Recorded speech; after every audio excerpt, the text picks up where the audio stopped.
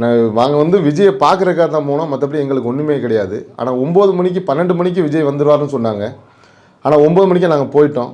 12 மணி வரை யாருமே வரல. அப்புறம் 1 மணிக்கு வந்துடும்னு சொன்னாங்க. அப்புறம் 3 மணிக்கு வந்துடும்னு சொன்னாங்க.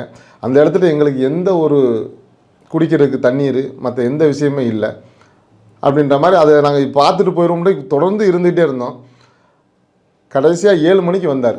இந்த 7 மணிக்கு வந்ததில் நாங்கள் கள ஆய்வு பண்ணதில் நாங்கள் என்ன சொன்னாங்க, அந்த மக்கள் என்ன சொன்னாங்கன்னு கேட்டிங்கன்னா, அந்த அந்த வாகனமானது ஒரு இடத்த வந்து ஃபிக்ஸ் பண்ணி கொடுத்துருவாங்க. இந்த வாகனம் இதுக்குள்ளே தான் வரப்போகுது, இங்கே தான் விஜய் வந்து பேச போகிறாருன்னு. அப்போ அந்த இடத்துக்கிட்ட தான் வரப்போகுதுன்னு சொன்னால இவங்க இந்த களத்தில் நின்றவங்க சொன்னது. நாங்கள் வந்து அந்த அவரை பார்க்கணுன்ற ஆர்வத்தில் நாங்கள் அந்த இடத்துக்கிட்ட வந்து நின்றோம்.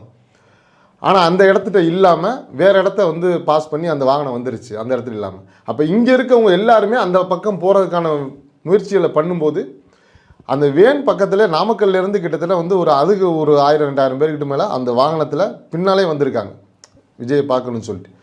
அவர் முகத்தை பார்த்தா போதுன்ற ஒரு எண்ணத்தில் நாங்கள் இருந்தோம். மற்றபடி எங்களுக்கு எதுவுமே கிடையாது.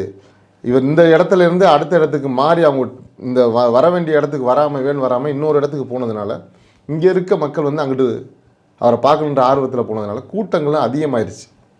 நடுவில் இருந்தவங்க சிக்கி இந்த மாதிரி ஒரு சூழ்நிலையில் இறந்துட்டாங்க அப்படின்ற மாதிரி வந்து அவங்க எல்லோரும் சொன்னாங்க.